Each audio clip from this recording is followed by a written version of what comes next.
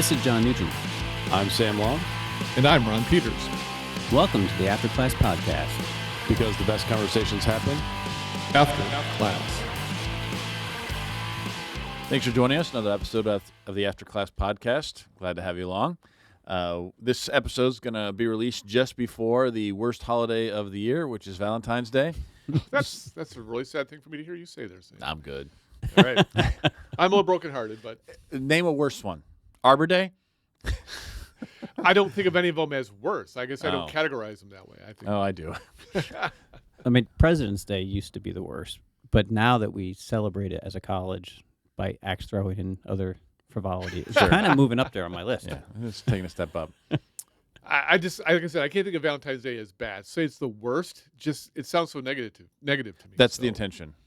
that's what I thought, and I just don't have the same Message received.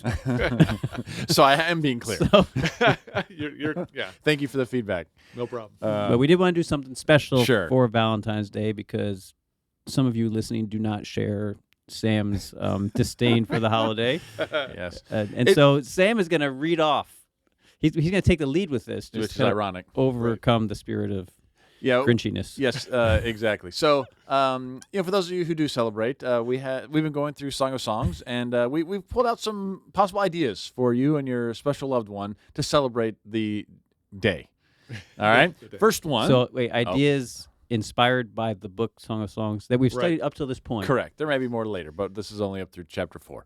Yep. Yeah. All right. The first one, based on the copious vineyard pastoral imagery, perhaps take a vineyard or a wine tour, There you a go. winery tour.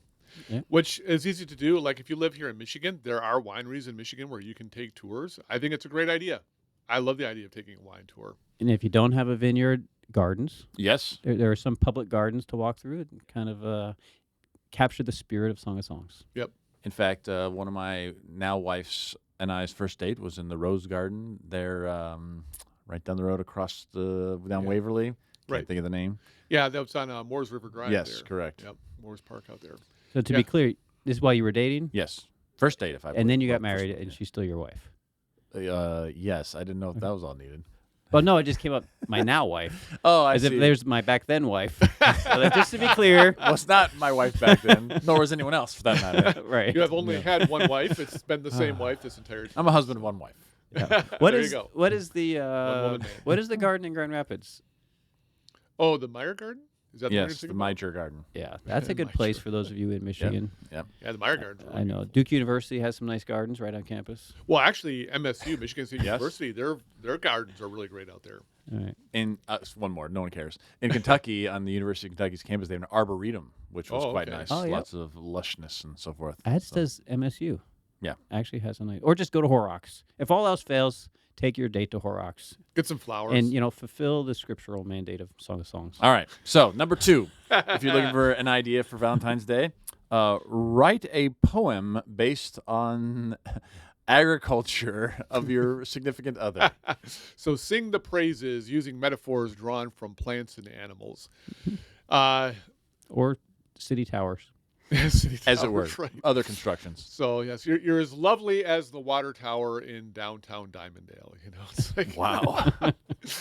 but I mean, I think that you can expand beyond that to say, okay, maybe I'm not going to use the same metaphors, but there have to be some natural points that you can draw from to say your beauty is like this. In fact, if you're going on a tour of a garden, maybe you could say, Oh, a little combo, actually. yeah, you're as Didn't even beautiful. think as about this." combining these. I know. It's It's like, amazing, Ron. Hey, have you guys ever? I don't actually do that very well, so you're right. You are right to be amazed. Have you guys ever written a poem for your wife? Actually, in our wedding, on the backside of our the program, there was a poem that I wrote for Suzanne. So yes, I have wrote her a poem. I actually wrote a song for her too, Nice. and recorded that song for her. Yeah. Earlier in our marriage and dating, yeah, I did some poetry. It's been a while though. It's been a while. Maybe I'm due to write a new poem. But yeah, I like writing poems. I'm not very good at them. Yeah, sure. But she appreciates them. Yeah. Well, mine felt very much like a Hebrew poem. It was more the repetition. It wasn't so much like Like a lament. That would have been great. A lament for my wife. I don't know why you chose to marry. It would be in me. her voice. It towards would you? have to Yeah, be in her yeah, voice. Exactly. How about you, Sam? I have. I've probably also plagiarized some too, but definitely put together. Little AI. These days, why not? Write so seriously. Actually, this is the easiest time in the world to write a poem now. Yeah. Write a poem, include lilies and pomegranates in the imagery, and I think your spouse will appreciate the poem, and you can give credit to AI for helping you a little bit. sure, why not? Yeah. Write a poem. All right, number 3, based on the a lot of sort of royal imagery. Mm-hmm. Treat Yep. your spouse like royalty for the day. Yeah. What does that look like?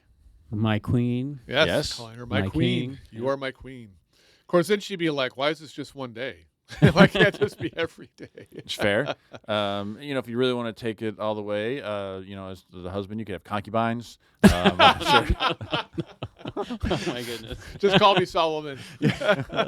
Probably not the way to go for Valentine's Day or ever, quite frankly. Yeah. But Kind of nonetheless. hate you right now.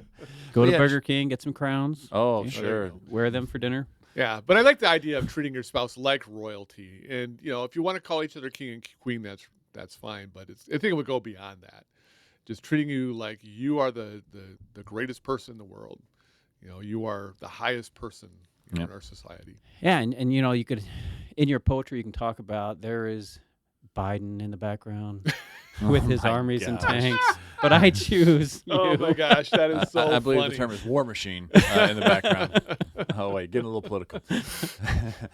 Nobody's looking over there. All right. It's funny when you think about those parallel though. Like Yes. back then, the Right. equivalent of the president, the king, would be like a real contender Mhm. that you've rejected, and to put that into our context, well, especially with Biden, it just doesn't work. It Yeah. really doesn't. A little bizarre.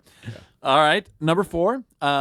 We've seen various times in the song where there's looking for the other person, not finding, sometimes finding, going right. So why not a game of hide and seek? Maybe at the Arboretum. There you Oh, go. we're combining Yeah, all keep these coming now. back to that. Trifecta. Yeah. A little hide and seek in there. It could become like a playful thing. You can't find me. It's like this, a little bit of, what's, Isaacing? Is that what you're looking for? Cat and mouse. yeah.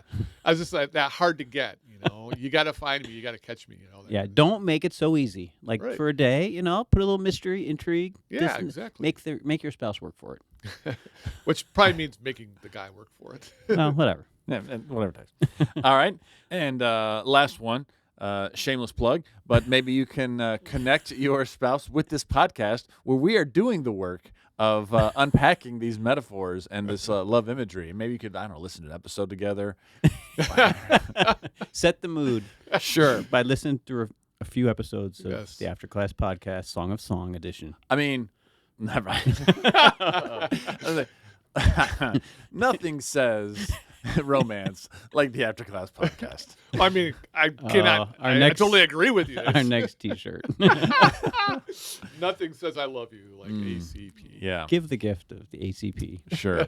It's the gift that keeps on giving. So, There you go. so there you go. If you were looking for ideas, we're happy to provide that service for you. Right. Hopefully, it's been helpful. More than likely not, but nonetheless, it is our gift to you. Although I will say this, if anybody chooses to do it, send us a note. Send us a message through Facebook Messenger or email or whatever. If you decided you were going to take our advice, let us know, and did it work? I would really like to Did hear it work? from you. I took your You're advice. going to talk about I took your what advice. constitutes and it was an epic success. failure. That's getting a little personal. Well, I wasn't. Okay, that's not quite what I was Of course, thinking. it's not. But that's where I John was and just I went. thinking, was it a romantic moment? All right. Well, Speaking of romantic moments, I don't know yes. where we're at. There you go. We're Chapter somewhere in 5. Song of Yes, Songs. we've just finished a section in chapter 4 about the garden and all that business and sort of awaking and coming together, and so we're going to continue with this. But there's a weird, for me, a weird interlude that takes place in chapter 5, beginning of verse 2. We've talked about this imagery before of like a dream sequence, Mm-hmm. and this seems to be the same sort of thing. Yeah. And so we're going to read 2 through 8.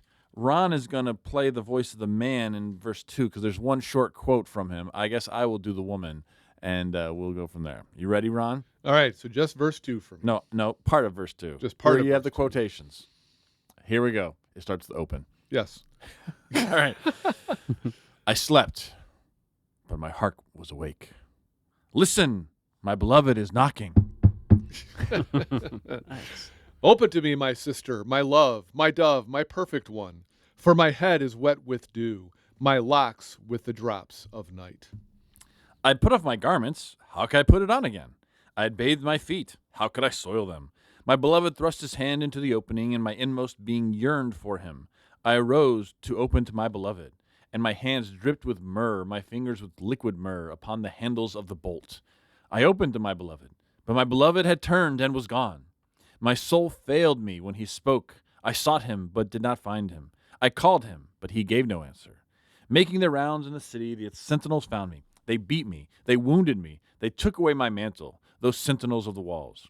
I adjure you, O daughters of Jerusalem, if you find my beloved, tell him this. I am faint with love. That is a bad dream at the end there. That is, If Yeah, it's a dream. it turns. Yes. yeah, it takes a dark turn. It's bizarre for Yeah. me. Now, what translation are you working with? That was NRSV. Interesting. You well, have the we've got the NRSV NRS new. updated edition. The now. newer Yeah. NRSV What's is significantly different? Well, even like the first verse, Mhm. I was sleeping, but my heart was awake. Mm. And what is yours? I slept, but my heart was awake. See, I feel like yeah.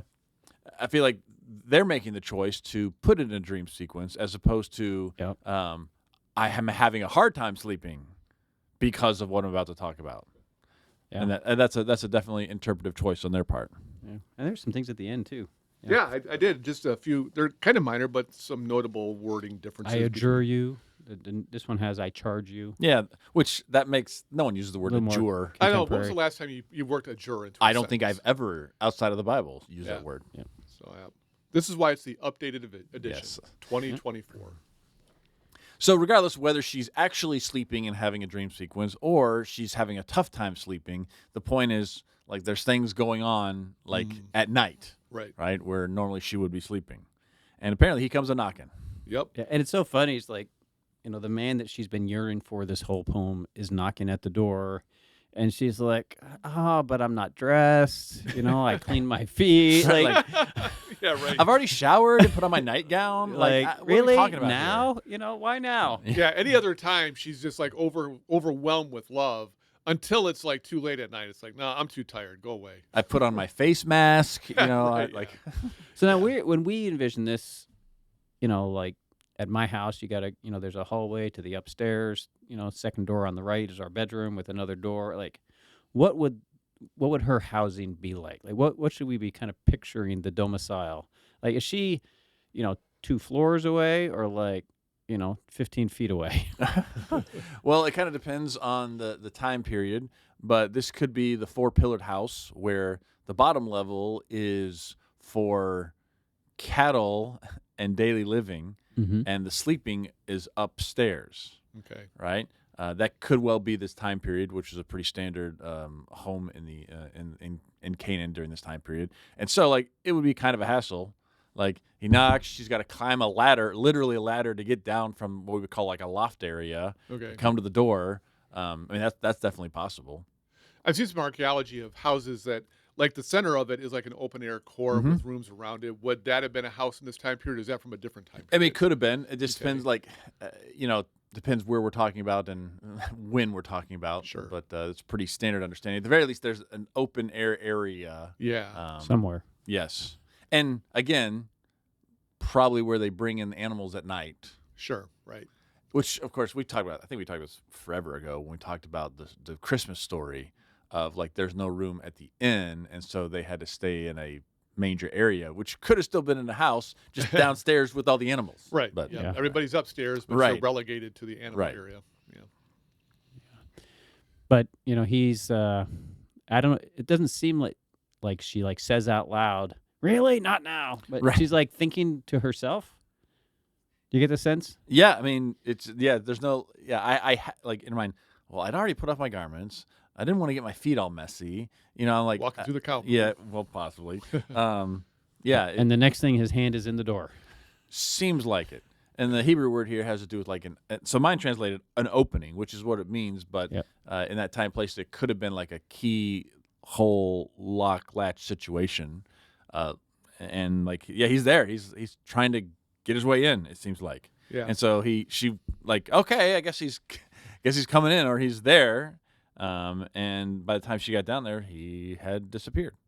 Well, and it seems like she goes through a little bit of a change of heart. Like at first Yeah. she's like, well, I don't want to get my feet dirty. I've already changed my clothes. But then she says, but my inmost being yearned for him. It's like, okay, I'll get dirty feet. I'll do whatever I have to do. In fact, now that I'm fully awake and I'm not in the fog of, sleep, Right. yeah, I really want to be with him now. So yeah, there's that change of tone, change of attitude that she goes through. Yeah, that's a very relatable feeling. Like, I think we've all kind of experienced when we've kind of settled down to the night. Yeah. We're in our pajamas, we're all comfortable, and then you get a call from a friend who wants to hang out or wants you to help him fix something. Yeah, my car broke down. Can you come pick me up or Yeah, whatever? yeah. The first thing that runs through your mind is, "Oh, this is a bad time. Do I Oh, really yeah. want to do this?" And then, like, Yep. if you're a good friend, you'll be like, "Okay, yes, I Well, need to do that." I mean, especially if they've woke you up. It's not even that you're comfortable. Like somebody calls at 2 in the morning. It's like, dude, I am so sorry, but I need your help. And at first you're like, I'm not even awake. It takes a while to get yourself into the mindset of like, oh yeah, I'll come help you out. Yeah, this happened to Beth and I last week when, like, in the middle of the night, Beth wakes me up and Sierra just called. She's going to the hospital, right? And this is when her heart was kind of racing before she got checked in, and then she ended up having the baby there. But, like, yeah, we were in bed kind of thinking, all right, do we go right now? Do we wait till, like, I don't know, they hear a word from the doctor, they're going to be there for a while, or just going to check in, check her out, send her home, and we thought, you know what, people don't regret showing up when they weren't needed. Right. Yeah. They regret not being there when they were needed, Exactly. and they could have been there. Yeah. And so, yeah, we came to our senses pretty quickly and said, yeah, we're getting up, we're taking showers, we're going to the hospital. This could be it. Yeah, this could be it in terms of the baby's coming. Right. And it sounds like you made the right call in that regard. Oh yeah, we don't regret it a bit. But, so, what do you think is going on? I mean, she shows up the door and he's gone, and then she, like, goes out to find him. Yeah, I mean, I don't. So the question is this like literal? Is this euphemistic? Is there double entendre? Like, Yeah. what exactly are we looking at here? And I think, but at the very least, it's continuing this cat and mouse game that they've been playing in so far, where, like, I'm looking for you, I find you, but then you're gone, and I don't find you, and it's there's this, like you're saying, she has a change of heart. Yeah. And then she's excited about it, and then once again, like, it slips through her fingers, and like, it's just not like, it's almost like one of those comedy or romance movies where the timing's just never quite right, and they just miss each other, and like, she gets on the plane just as he shows up and can't find it. It's that sort of thing where it's just over and over again. They just can't quite get their schedules lined, to align. Hallmark Channel. Yeah. Big time. Yeah. But I mean, it's great in terms of storytelling though, because you're building tension into the story. Great storytelling always builds tension that gets resolved by the end of the story. And so the fact that they keep missing each other, I can see the audience going, I can't believe it, they were so close. And once again, circumstances kept them from being together. So it's good poetry, good storytelling. Yeah, like the classic, like one of the couple walks out of the building, gets in a cab, and drives off as another cab pulls up, and they get out, and like the cab's just missed, and that sort of thing. Yeah. So she's looking around the city. She can't find him, and then she encounters these night watchmen, these sentinels. What would have been the function of these people in ancient cities? I mean, I'm assuming it's more looking outward than inward. Like, it's not like it's the city watch in the sense of, keeping crime down. It's making sure no one's going to attack them in the middle of the night. Yeah, they're looking across the walls to make sure no invaders are coming at you. Okay. Yeah, so they have watchtowers so they can see, all around the city on all sides, right? And to see if people are coming. Lights are in the distance. Someone's looking out for the safety of the city. Right. Except when they encounter a woman looking for her beloved, they beat her. Yes. And, it's like I said, for me, this is the weirdest part of the whole book. Yeah. Like, it's just kind of out of place for me, and I'm not sure exactly what the function of it is. I mean, I could make some guesses and some suggestions, but it's just kind of bizarre where you go from, oh, I'm looking after him, and now I'm getting beaten up. I don't know. It's bizarre. It strikes me as very dreamlike, though. It seems so unlikely that a woman walking the streets in the middle of the night would get beat up by the guards, unless they mistake her for some kind of a vagabond, or some kind of a prostitute or Thief. something like that. Yeah. I think for me, prostitute would probably be most likely. Yeah. Is that they mistake her for that? Right, because that's what other woman is going to be wandering around the town in the middle of the night? Yeah. And so I guess I could see that, or if it's just a dream, like weird things happen in your dreams. You wake up in the morning and it's like, wow, I don't even know how that came into How my did mind. I go there? I know, exactly. And so I could see where this makes it seem more dream-like. And it seems to, regardless of the context of it, it seems to reflect there's some opposition. There are people there's space and time separating them, but there's also people, these angry brothers, or That's just what I was thinking. These are like the brothers. the watchmen. They're obstacles. Like she has her posse, her squad is kind of encouraging the love and cheering it on, but the opposition throughout the book seems to be other men. Yeah. Whether it's her family members or the idea of another man like Solomon, or just other people who don't treat her right. Right. It builds that tension, in which you would expect after something as traumatic as a beating, whether it's in a dream or in real life, that when she talks to her friends, she would say, "This is why you don't awaken a love before it's time," right? But she doesn't go there at the end of this. It subverts the expectation and says, "I charge you, O daughters of Jerusalem, if you find my love, tell him this: I am faint with love." That was I didn't expect that coming. Right. When you write it. Yeah, for me, another thing that sort of a cultural idea is that when you talk about a city that has not been overrun by another army, sometimes they would call it like a virgin city. And it's almost like the sentinels are there to keep it a virgin city, to keep it from being overrun. And I mean, I don't know. That's for me, it's kind of a 2-step removed illusion, and I'm not positive it goes there, but I see the point. Like, so what they're doing is they're keeping the sanctity of the city in the same way they're keeping the sanctity of the woman. Like you're talking about the opposing. Like, no, it's not time to be with this man yet. You need to maintain your virginity until the proper time. But again, that for me, that I see where some commentators go with that. I don't know. Feels like a bit of a stretch. Yeah. Yeah. I know. Morpheus is a strange god. Morpheus, the Greek god of dreams. The Matrix. Oh, The Greek god of dreams. So. Yeah, I go to Matrix. Sorry. Sorry. Okay. I apologize. really? Yeah. Does it change the way you understand the Matrix now? It's I've watched this movie, I don't know, 50 times. Right. That's not an exaggeration. And I've never made the connection between Morpheus and the God of Dreams. That totally explains why they chose that name. Oh, yeah. I mean, I thought that from the beginning, like, oh, Morpheus. Yep. Totally makes sense. So. How fascinating. Sorry. Some new piece of information there. So I think, regardless, the point, depending how much is in this, is that they are once again not able to consummate their love in the fullest sense. Regardless of how much it is or not, the fullest sense is not there. And why do you suppose the ending? I charge you, O daughters of Jerusalem. Tell him I am faint with love.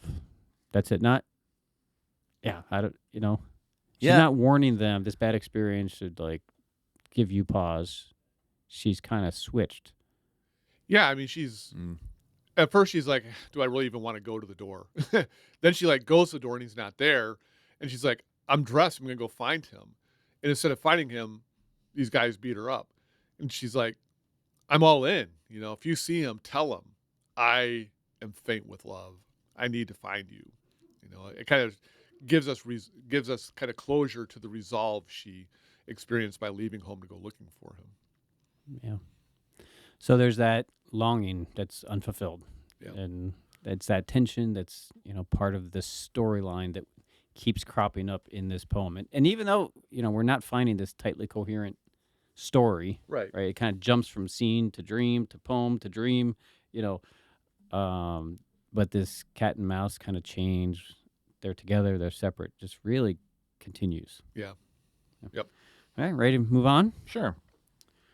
So we have in verse 9, kind of begins a new section. I'll read verse 9, and then Sam, you'll pick up at verse 10. So Sure. in 9, the maidens kind of speak to the woman. What is your beloved more than another beloved?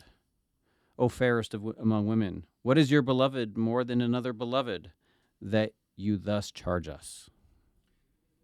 My beloved is all radiant and ruddy, distinguished among 10,000. His head is the finest gold. His locks are wavy, black as a raven. His eyes are like doves beside springs of water, bathed in milk, fitly set. His cheeks are like beds of spices, yielding fragrance. His lips are lilies, distilling liquid myrrh. His arms are rounded gold, set with jewels. His body is ivory work, encrusted with sapphires. His legs are alabaster columns, set upon bases of gold. His appearance is like Lebanon, choice as the cedars. His speech is most sweet, and he is altogether desirable. Thus is my beloved, and this is my friend, O daughters of Jerusalem. Yeah. So this seems to continue the previous sequence, right? Like she ends by telling the ladies, if you find my beloved, tell him this. Mm-hmm. And they respond, well, what is your beloved more than these others that you charge us thus? What's so great about him? Yeah. You've charged us, but what is so great about him that you would feel like you need to give us this admonition to think this way? And it totally sets up a poem. Yeah. Yeah, it is quite a poem. It's interesting that there are some similarities between what he says and what she said, Mm-hmm. Sure. right? But it definitely turns. It's a little more, I don't know, how would you say, masculine? Well, yeah, I mean, because you don't have the same kind of agricultural type references. You get a little bit, but it's not quite the same. And no, I think it is. Part of it is like espousing his strength, like pillars and things like that. Even though there are some sweet things to go along with it. But yeah, you don't. The kinds of things that you would compare a beautiful woman to are not the same things you'd compare, a handsome man to. I believe that there is especially the end. It's kind of the description of a god or an idol, and apparently this is not dissimilar from how Marduk is described in the Enuma Elish. Oh wow! And so that's sort of some fascinating sort of comparisons here, What thing at the end are you talking about? especially with starting in like 14, but the arms and bringing in like jewels and different sorts of things like that, and the columns and so forth. Yeah. So yeah, we're gonna have to work our way to that because these images. When we're going over the poem about the woman's body, okay, I can see how Right. the flocks and the hair and the Yeah. the pomegranates and the cheeks, like they're lining up, but this doesn't line up as much like that. right. And gold, like precious, precious metals and building materials, Right. like seem to be the predominant. Yeah, imagery. that's what I'm saying. It's very different between how he described her and how she describes him. It definitely takes a turn to architectural instead of agricultural. Yeah. Well, and it's funny because he says his head is the finest gold. For a moment, I thought he was blonde until his locks are wavy black as raven. Yeah. Oh, Right. he's a brunette. I'm like, that threw me off for a second. So why is his head like gold? I'm kind of curious about that because it's not his hair. He's got black hair. What's the gold part then? If his head is the finest gold, is it just beautiful or hard as a rock? He's a hard-headed dude. Precious? Yeah, I don't know. I don't know. Has nothing to do with the statue in Daniel. No, The head of gold. Right. There you go. Although, to be honest, when I was reading this, I did think that, like, Yeah. it's going back to the way that was sort of described, but it's not the same thing. Well, and maybe it's just broader than that. Starting at the top, kind of working your way down, and it's just like tremendous value. We don't want to read too much anything more into it than that. And maybe the gold is kind of like the face color, kind of a lighter tone, and then you got the hair by contrast is Okay. black like ravens. I don't know. I'm trying to find something. I mean, it's value. Obviously, the Sure. value is there, but the color coding doesn't necessarily work well. Right. It is interesting, when she introduced him in verse 10, he's distinguished among 10,000. Because, like, the poem is going to end with this, Solomon can have his thousands, but I have my beloved, Mhm. and that theme's kind of anticipated here. He is set apart from the many, Yeah. Mm-hmm. and she doesn't necessarily want to be a part of the many of another man like Solomon. She wants to have her kind of one among thousands who stands out. Yeah. She also calls him Ruddy, and This word ruddy just shows up in weird places in the Like with Bible. David, right? Yeah. Yep. And like, so is he a ginger? Is he like red faced a lot? It's just, it's hard to know what that actually means. And so it'd be weird to call him a ginger and then have his hair be black. Yeah. But it, Got red, gold, and black. right. Right. But it does show up, and it's often associated with apparently good looking guys, but I don't know exactly what they're referring to. Well, I mean, I can see it if it's not hair, but like maybe referring to his skin. Like if you're outdoors a lot, you're in the sun, you've got the wind, which kind of gives you a different feel to your skin because your skin is always kind of dry, being blown by the wind. So the ruddiness could be just his general appearance. This is a guy who spends a lot of time outdoors. He's an outdoor kind of a guy, and that's what I find attractive. I have a theory that's completely unsubstantiated. All right, let's hear it. That ruddy means freckled. Okay. That's just what the word they chose because most of them would not have been. Yeah. So they need to describe that, but that so over time we don't know what this word really is referring to. Meaning of the Hebrew word is uncertain. Yes, which just happens a couple times I here. saw that a couple of times here. And so, I mean, again, completely unsubstantiated. I don't know that I have any it's proof for that. But we're trying to come up with some kind of an explanation, and you got to consider it as a possibility. Yeah.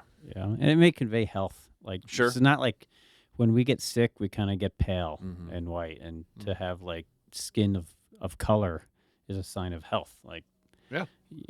You're good, healthy, strong, in your prime. Yeah. And you're not kind of pale, working your way out of your prime as we do when we age. But Yeah, tell it's me about different color than we got when she's an outdoors person, and so she's described as black and beautiful, right? Yeah. But this is ruddy, which just doesn't go the same direction. Right. Right. Right. Yeah. And David being ruddy and known for being a shepherd and outdoors, but he's also kind of healthy and strong. Yeah. Mhm. Yeah. But the freckles, that's an interesting possibility. I do what I can. It's probably wrong, but We'll find out Are someday. freckles ever talked about anywhere else in the I Bible? don't think so. Yeah. Yeah. Interesting. It could be someone's dissertation. There you go. Make sure you give me credit. Yeah. Get a little footnote in there for you. Yeah, I can't wait. But you see the strength of him. His arms are. Well, I'm sorry, I skipped ahead. I didn't mean to do that. You went past the eyes. I man. know, We're still stuck on the realized- head. We haven't So got her past it. eyes were like doves Yeah. too, right? Yep. And we talked about maybe it has to do with the white of the eye. Yep. But doves also have other meanings, right? Silly. Such as. I mean, the only time I think of a dove, I think of like Noah's Ark. Releases the raven, then the dove. So, Yeah, dove is a word connected with silly, is it not? Is it I You might know something I have more that. than I in your I have mind? that memory from somewhere, but I don't know from where. Silly as a dove. I think it's a metaphor used elsewhere in the prophets. I think it's in the prophets. Okay. Now I'm starting to sort of get on your wavelength. That Yeah. sounds familiar as well, but But like a dove is known for like their single-minded devotion, right? They kind of pick one mate for life. I have no idea. Oh, really? I Okay. do not know doves. Oh yeah, they are. Yeah, they are kind of. They find their mate for life, and they've got a single-minded vision of love. And the fact that they're both like eyes that are white like doves, it could be their eyes are only for me, Okay. or it could be just the appearance. You've got big, beautiful eyes, right? Yeah. You see lots of the white of your eyes. Yeah. Bathed in milk, fitly set. It's like not cross-eyed or anything like that. You got beautiful eyes, which is, that's a nice thing to compliment somebody on. You've got beautiful eyes. do you think they would have known about the dove thing back then? That they were like, one for life and all that? Yeah, I think so. Probably would have had more experience with doves than we well, have. that's not wrong, but out of that, like, would they have observed that and paid attention to that, or I don't know? Oh, I think so. I think they were very aware of, the mating practices of various animals. So I think if you're working with birds, if you're working with doves, you would observe they only mate with each other. They don't look past that. So yeah, I think they would have been aware. If you can tell them apart. I think if you know doves, you can tell them apart. Okay. if you know them. If you knew doves the way I knew doves. All right. His cheeks are a bed of spices. Now here, again, I think it moves from appearance to like function, probably not the right word, but what it does. Because it says his cheeks are like beds of spices yielding fragrance. So it's not what it looks like; it's what it does. And I don't know that cheeks are all that fragrant. It's I've weird, never associated cheeks with fragrance. No. unless it's your butt cheeks, and that's a bad I fragrance. I don't. I doubt that's the reference. However, Yeah, agree. Yeah. You're welcome. seriously You're doubt welcome. that. We're in listener. unity about that one. That one is- Yeah, that one's weird to me. I Yeah. really can't make heads or tails of that. I agree. I can't either. You don't like that either. Well, I'm just reading the rest of this verse in light of that. It's terrible, Sam. Why didn't you put that image in our heads? We do what we can. John and I would like to apologize to you listeners. But I spent a lot of time holding a baby this week, and you do smell baby cheeks. So maybe this is like imagery about like they're close together, they're cheek to cheek. And you kind of nestled in each other's arms and face on face, and so she can smell him and take him in, and it's wonderful to her. Okay. So maybe just language of intimacy. Like, how can she smell his cheeks unless she's up there with her nose? Got to be close. Sure. Nuzzling up. Lips are lilies. Distilling liquid myrrh. Yeah. Ours says dripping liquid myrrh. So he's a slobberer. Drooling. Drooling liquid myrrh is probably not the translation, but Wake up, you're drooling. But here we saw this when he described her. He got to her mouth and Yep. started using It's like the red string. taste. I mean, this isn't really tasting. You don't taste lilies and myrrh, right? No, But for her, she's still on that scent, the smell, the experience of him, and mouths are, so these are liquidy places, right? And so you don't want, to kiss dry, crusty lips, but you want them to be soft and Soft and damp. yeah, make sure you got your chapstick ready. Got a little blistics going on there. So I'm really curious about this next verse. His arms are rounded gold, and I have no problem seeing that. I get this kind of firm, strong, metallic, muscular kind of look, but set with jewels. What might it mean for a man's arms to be set with jewels? We had her neck kind of with jewels and pendants and shield-like things hanging from it, and it reminded us of necklace. What would the man have had? So I like the guys with the tats around their biceps. That's pretty got- modern. Yeah, but I mean, you've got some sort of like armband. Like back then, you wouldn't have tats around it, but you got some kind of like cool armband, like goes around. He's got big biceps. He's got this cool jeweled armband around it. That I don't know. I think this is where the concept that it's like if you'd have an idol in the home, you could see them when they would deck out an idol. It'd be like cast in gold, and they put jewels on it, and it's in a humanoid type form. Like they don't care about putting a jewel on an idol arm. I mean, Yeah. that's where I think the theory comes from, which would make sense because if you're looking for a specific one-to-one comparison of what that might be, like it kind of falls short. I'm not saying definitely that's what it's from, but that does at least make sense of that verse. Well, you're noting a similarity. I've Yeah. heard this kind of language before, and so it's possible that they're drawing on another culture's imagery and saying, "You guys describe your idols this way. This is how I describe the man I'm in love with." And maybe, and the point I think would, of course, that it's valuable if Yes. you're Yeah. going that direction. Yeah. Right. But whatever is happening, like he's got a physique that is worth, I don't know, coveting. He's a valuable physique. Yes. For getting stuff done. Yeah. Yeah. So his body goes on to be an ivory panel. Do you have a different word than that in your translation? Ivory work, An ivory work. meaning Okay. of Hebrew uncertain. Another Yep, one of those. decorated with sapphires. So again, his body is decorated just like his arms are decorated with the finest and the most valuable and the strongest. Yep. That kind of thing. Legs are like alabaster columns set upon bases of gold. And that seems to be more Yeah. an appearance, right? Yep. Yeah. Which, he's got big, thick legs because he works outside. Strong guy. Yeah. His appearance is like Lebanon, choice as the cedars. And so Lebanon, again, has been it's the go-to place Yep. for the tall trees, Yep. right? And so He's a tall drink of water, that's right. apparently. Yeah, and we've seen the cedars of Lebanon used time and time again. Time and time in this again. book and really all throughout the Old Testament. Yep. There's a change of gears in verse 16. His speech is sweet. He is altogether desirable. And it reminds me of the tongue dripping with honey that he Yep. talks about with her, and same now. Like his speech is sweet. Whispering sweet nothings into my ear. Maybe so. Like again, in a culture where we don't see a lot of this, especially in the Bible, where this idea of a man who tends to the needs of the woman was not really part of their culture. This is kind of a nice thing to see, where there is a touch of just like kindness or Tenderness. tenderness. Yeah. That's exactly right. Tenderness that we don't often see in the Old Testament, especially. Well, what I like about it is, on the one hand, he is a strong guy. Like you said, he's a tall drink of water. He's strong. His physique is impressive. But within that, he can speak tenderly. Okay, he's not just this big, dumb, bohunk kind of a guy who doesn't know how to use his words.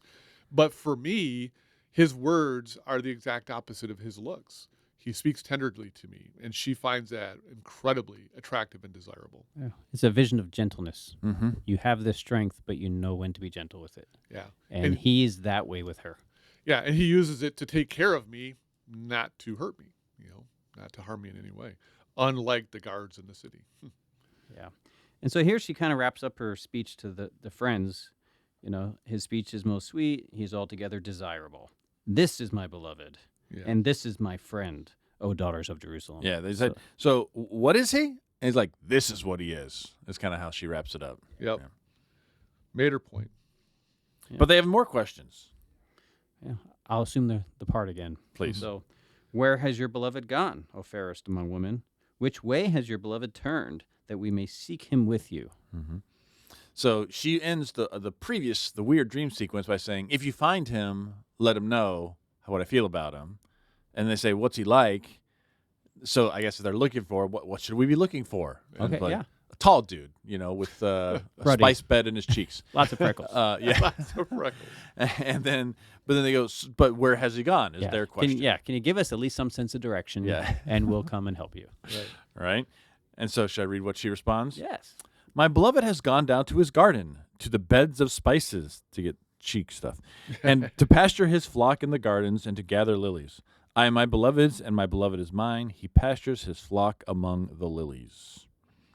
And so again, we return to this pastoral imagery where he's always out in the fields and pastures, and sometimes she meets him down there, and sometimes she doesn't. And it's like he's gone back to work. I think he's gone back to work. That's possible. I wonder if the imagery here is if she is like his care for the flock is his care for her. Right? So when he's pasturing the flock and taking care of them, what she actually means is he's taking care of her. I don't know. It's interesting that he could have just gone back to his job. Like, I don't know, but I assume he's back in the fields where he usually is. Came knocking at my door. I didn't come to the door soon enough, so he's gone back to work. Okay. Yeah, that's my best theory. But yeah, I mean, if it is like, no, he is for me, right? He is. Mm-hmm. I'm his garden. I'm his vineyard, right? Then there's a sense in which the narrative sequence gets kind of thrown off. Right? Yes, because she's fair. like, "Hey, can you go help me find him?" Sure. Tell us where to look. Look at me, right? Right. That's where his love is. But I wanted the constant like, what is literal and what is like, and so yes, literally he's down in his garden, tending it. In the same way he tends, and so like, how much are we supposed to take that and apply it to her or take literally? It's tough. But I mean, in the previous chapter, she was the garden. yeah, Her body was the garden. So yeah, I can see why. I mean, that possibility shows up for sure. But it ends with, "I am my beloved's, and my beloved is mine." Yep.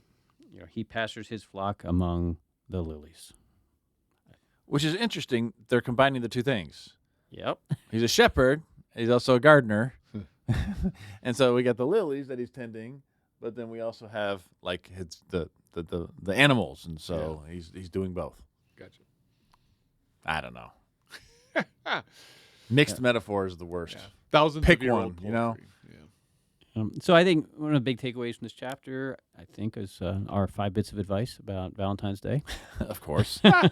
But I think we've seen, this theme of dream sequence again. Yeah. And so that's that's going to be a factor as we try to put this whole book together. Mhm. Like, what are the things we see in common? So we have the repeated dream sequence, the repeated obstacle of space and Yep. people getting in the way of their love, Yep. this kind of chase thing, and these pouring out these poems of adoration for the beloved. Yeah. Right, and so in some ways, it's doing what the rest of the book has been doing up to this point. Yeah, it's kind of a repeating pattern, a repeating motif coming through the book. And now his body gets to be bragged about for a while. Instead of him bragging on her, she gets to return the favor. Gotcha. All right. Well, we'll pick that up in our next episode. Thanks for joining us in this episode. Till then, thanks for joining us in this episode of the After Class Podcast. After Class because The best conversations happen. After class. I got there eventually.